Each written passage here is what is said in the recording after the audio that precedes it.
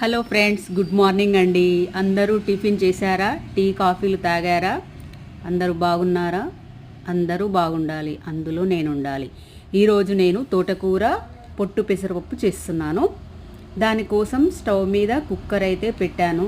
అందులో కొంచెం నూనె వేసి, నూనె వేడెక్కిన తర్వాత కొన్ని ఆవాలు, జీలకర్ర వేశాను. తర్వాత ముందుగా కట్ చేసి పెట్టుకున్న ఉల్లిపాయలు ముక్కలు, పచ్చిమిర్చి వేసి ఫ్రై చేశాను.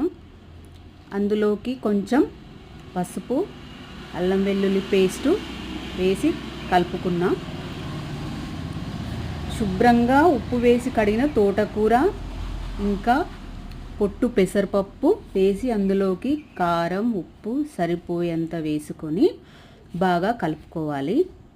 అయితే ఆకుకూరలో వాటర్ వస్తుంది కదా, అందుకే నీళ్లు పోయలేదు.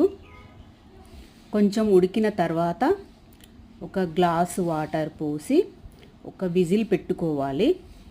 పుట్టుపప్పు అయితే ముందే 1 గంట నానబెట్టుకోవాలి. తోటకూర పెసరపప్పు కర్రీ రెడీ అయిపోయిందండి. ఆకుకూరలు అయితే వారంలో 1-2 సార్లు అయినా తినాలండి, చాలా మంచిది ఆరోగ్యానికి.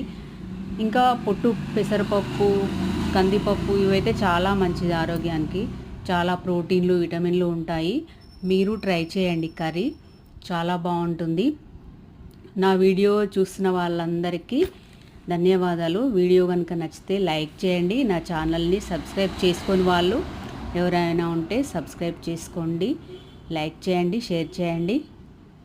ఓకే ఫ్రెండ్స్, మరి బాయ్.